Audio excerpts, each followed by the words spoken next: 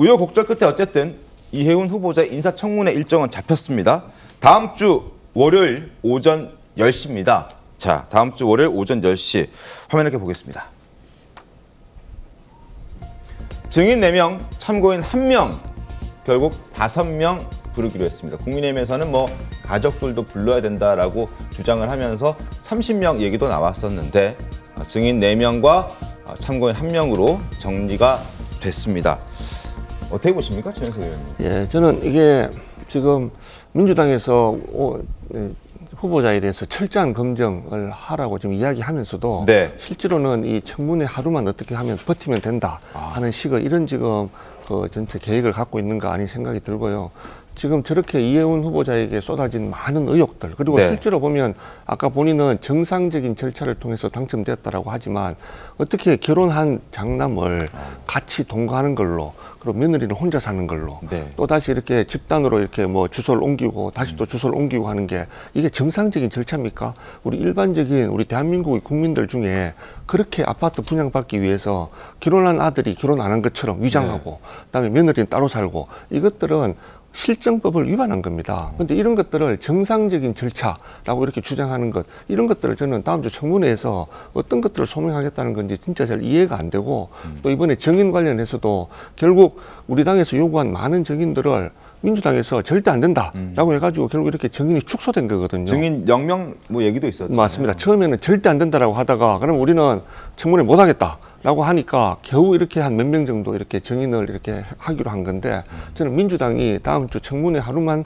때우고 이해운 후보자를 결국 장관으로 지명하겠다라고 하는 이런 청와대와 지금 민주당의 어떤 그런 좀 합작에 따른 이런 좀 그 절차가 진행되고 있는 거 아닌가 하는 이런 생각이 듭니다. 예. 알겠습니다. 그래서 저는 지금이라도 청와대가 지명을 처리하고 또 본인 스스로도 이렇게 많은 의혹들을 이렇게 어떻게 가지고 앞으로 이 국가의 중요한 업무를 다루는 기획예산처 장관의 직무를 수행할 수 있을지에 대해서 정말 불가능한 것에 대해서 국민들 앞에 사과하고 스스로 지금이라도 후보자 지명을 이렇게 처리해달라고 요청하고 본인이 그만두는 게 맞다 이런 생각이 듭니다. 알겠습니다.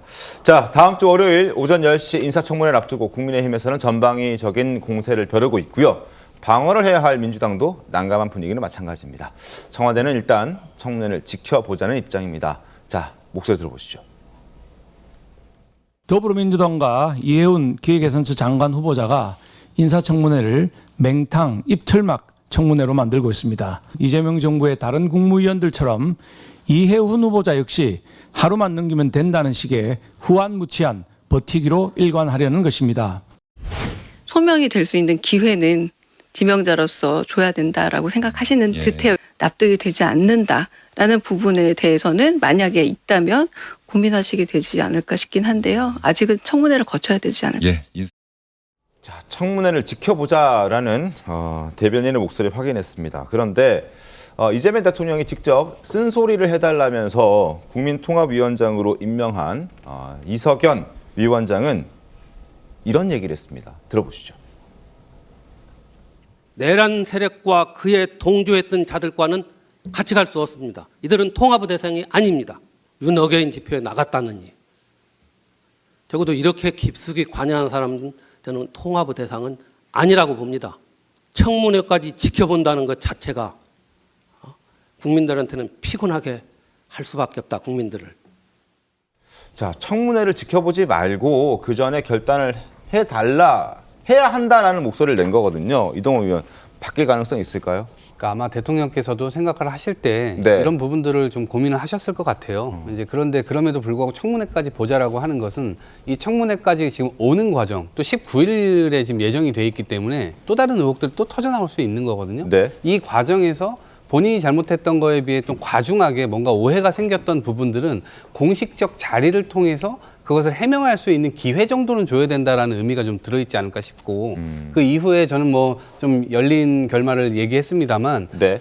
저같이 생각하는 사람 많을 겁니다. 지금 장관의 후보자로서 적절하지 않다. 그리고 만약에 이분이 임명되게 되면 실제로 이재명 정부의 앞으로 공직자의 상이라고 하는 것이 상당히 많은 타격이 있을 겁니다. 그런 차원에서 부적절성을 가지고 있는 시각을 가지고 있는 사람들이 훨씬 더 많다라는 말씀 드립니다.